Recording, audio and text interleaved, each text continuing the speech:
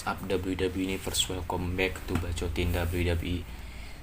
Ini adalah posan keempat gua atau ketiga, gua juga nggak tahu, setelah gua mereview pertandingan Backlash.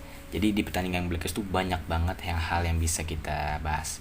Tapi di sini gua bukan ngebahas tentang suatu hal yang ada di Backlash, tapi pre atau sesudah Backlash, pasca Backlash. Jadi gua bakal bahas tentang perebutan title WWE Championship yang mungkin kalian sudah lihat di thumbnail juga sih, dengan di judul juga. Tapi ya, kita bakal membahas Drew McIntyre yang menantang Randy Orton.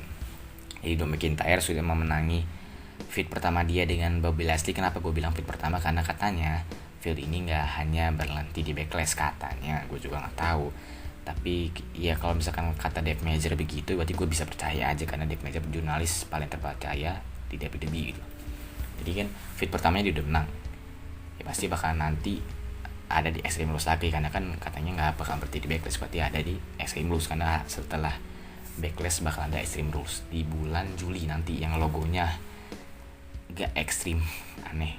Logonya tuh kayak, ini kan namanya Extreme Rules, tapi kalau logonya bukan, nggak merasa, karena nggak ada nuansa ekstrimnya gitu, kayak manis aja gitu logonya, padahal kan Extreme Rules itu harus ekstrim. Gue juga nggak ngerti apa yang ada di pikiran membuat logo, tapi ya nggak apa-apa lah, masalah logo juga nggak penting, yang penting tuh matchnya bagus, logonya jelek ya nggak apa-apa lah. Kalau misalkan logonya bagus, matchnya jelek, ya dibully, karena kan WWE itu kan perihal match bukan perihal logo. Jadi ya kita nggak usah banyak bacot ke situ. Jadi kita bakal bahas Drew McIntyre. Logikanya seperti ini: Drew McIntyre sudah menantang Randy Orton atau memberikan saran kepada WWE untuk Randy Orton dijadikan lawannya untuk di SummerSlam nanti. Untuk alasan apa nanti gue bahas. Logikanya seperti ini: Drew McIntyre itu sudah memohon atau meminta kepada WWE untuk melakukan feud dia dengan Randy Orton di SummerSlam nanti. Yang artinya di Extreme Rules nanti, yang pasti siapapun lawan dia, yang pasti kemungkinan Bobby Lashley bakalan kalah dong ya. Ya masa dia udah nawarin untuk SummerSlam nanti di Extreme Rules kalah, ya kan nggak mungkin. Apalagi lawannya Randy Orton yang sudah jelas banget pamornya bakalan naik setelah dia gitu Wrestling Match Ever kemarin udah gue bahas rinci banget. Kalau misalkan kalian belum melihat, tinggal lihat aja review tentang Backlash gue, itu 26 menit. Kalau misalkan kalian sanggup, tinggal diklik aja, atau mungkin gue taruh di tombol i ya, lihat aja nanti lah. Itu berarti kan kemungkinan ya pasti feud dia dengan Lashley, feud Drew McIntyre versus Lashley pasti bakalan bakalan dimenangi oleh Drew McIntyre di Extreme Rules nanti, karena kan dia udah menantang atau dia udah memohon kepada WWE untuk diadakan feud dia dengan Randy Orton gitu loh. Dan ya ditambah lagi logika gue nih, teori gue, si Drew McIntyre ini kan meminta ya, bukan WWE merencanakan. Drew McIntyre meminta kepada WWE, yang artinya WWE tidak punya rencana untuk Randy Orton memenangi WWE Championship ke-15. Iya, ke-15-nya dia. Iya kan, logikanya kan make sense gitu loh. Drew McIntyre yang meminta, berarti kan WWE tidak punya rencana untuk Randy Orton memenangi title-nya lagi. Maksudnya tidak punya rencana untuk Randy Orton memenangi title WWE Championship. Karena kan ya setidaknya Drew McIntyre yang meminta gitu. Padahal kan feud dia dengan Bobby Lashley katanya bakalan lama, tapi dia udah meminta dengan Randy Orton. Yang artinya kan WWE tidak punya rencana sebenarnya dengan Randy Orton memenangi WWE Championship lagi. Yang artinya ya kemungkinan kalau misalkan feud ini terjadi, Drew McIntyre yang menang. Ya itu ke logika gue, kalau misalkan, atau teori gue, teori liar aja, teori dajal.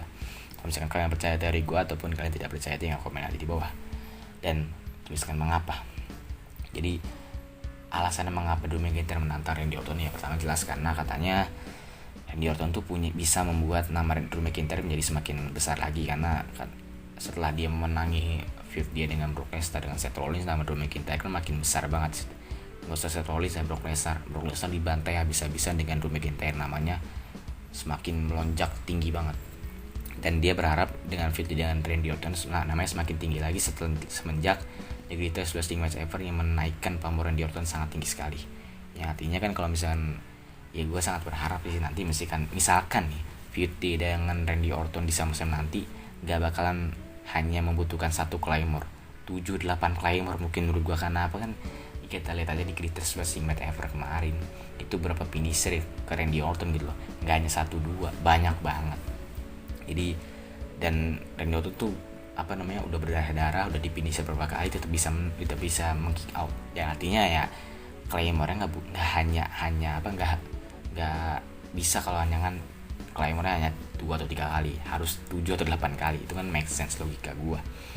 Dan ya menurut gua ini feud bakal menarik banget karena ya lagi-lagi ini sudah memberikan WWE memberikan treatment kepada WWE Championship. Memang WWE Championship ini adalah sabuk yang sentral banget atau sabuk yang keramat banget, karena kan Drew McIntyre kelas berat banget lah, gue bisa lihat itu kayak memang bener-bener orang yang kelas berat banget. Randy Orton juga setelah di Wrestling Match Ever gue bisa melihat Randy Orton yang berbeda ya, luar biasa banget dia, berbeda dengan Universal Championship yang perebutannya antara Braun Strowman, Miz and Morrison, Otis ini kayak ya ngerti lah maksudnya. Tapi gue respect sama Otis karena gue jagoan gue Otis, respect gue sama Otis bro, mantap.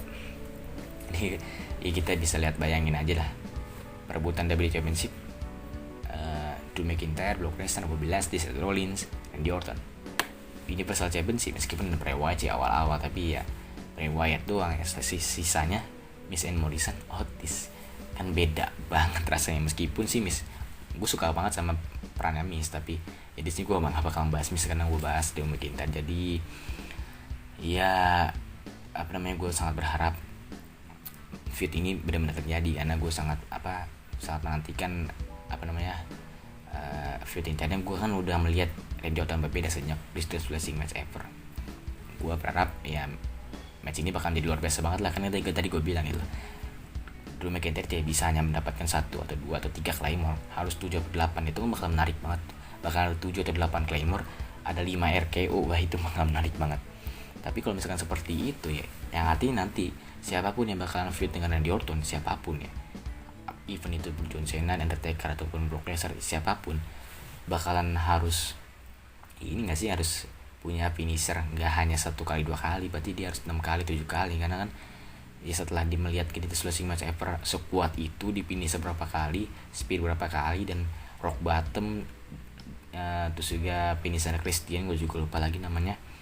Berarti kan harus membutuhkan, misalkan Brock Lesnar F5 nya berarti kan harus lebih dari 5 kali, F6, F7 atau berapa kali mungkin. John Cena mungkin harus 8 kali ya. Tom Pile Driver mungkin harus 3 kali kan.